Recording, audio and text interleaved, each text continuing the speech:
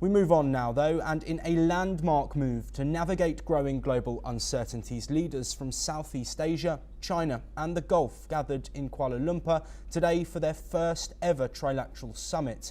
Chinese Premier Li Qiang called the talks a response to the call of the times as trade-dependent nations seek stability amid shifting geopolitical winds.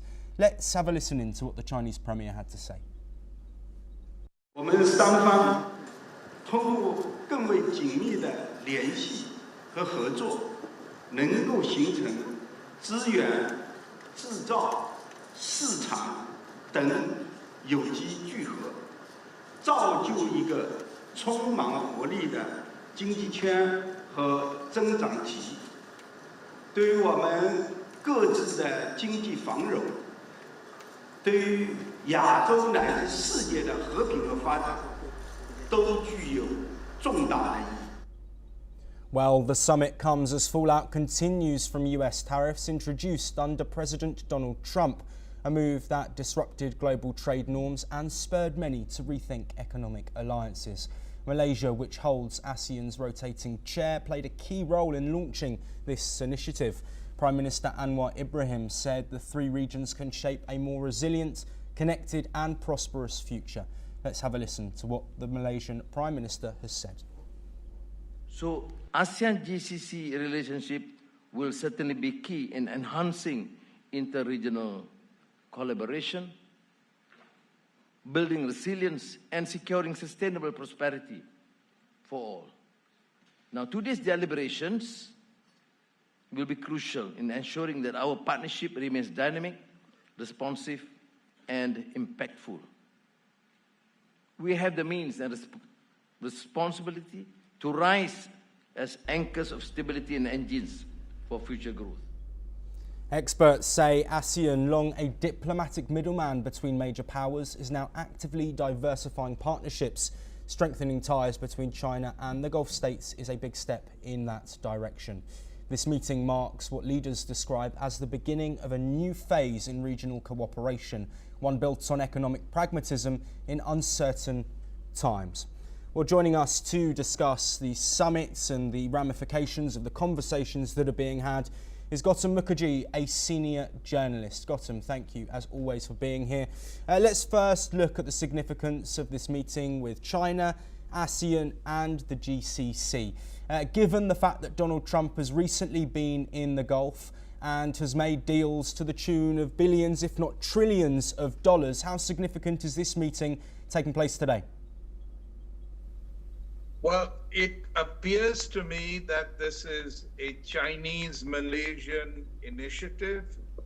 Malaysia is quite close to China, and they are trying to form, as it is, ASEAN has leaned towards China over the last many years.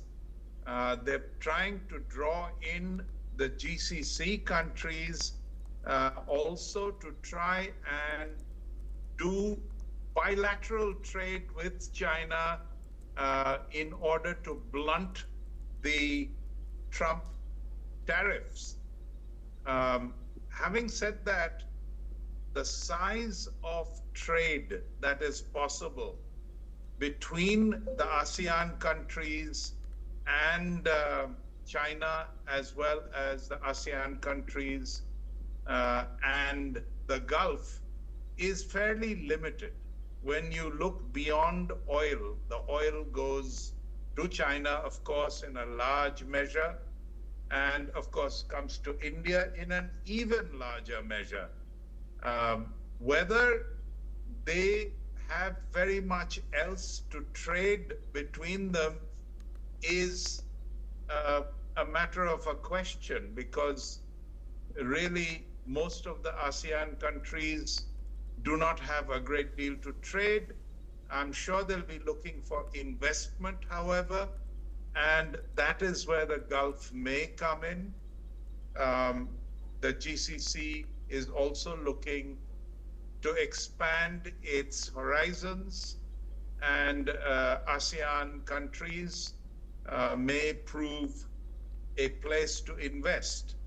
China is already doing so in Thailand and Malaysia in particular, not so much in some of the other countries.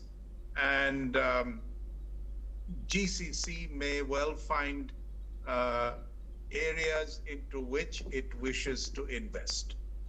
Yes, Gautam, of course this in the wake of Trump's Liberation Day tariffs that have swept across the world and impacted global markets equally as markedly. Let's look now at the Trump administration and this move. Do you think that what they've done has potentially opened the door for a shift in balance with trade, specifically looking at the ASEAN nations, China, and potentially the GCC? No, I don't see enough of a tilt. I think this is by way of an additional avenue for the GCC countries in particular. ASEAN and China have always been dealing with each other. They will continue to do so.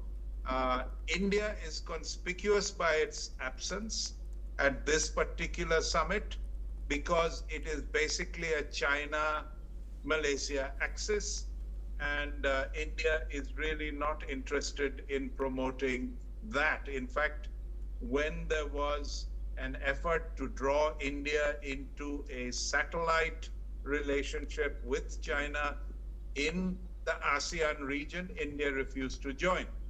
To what extent this will make any difference to the global order remains to be seen, but it is highly doubtful.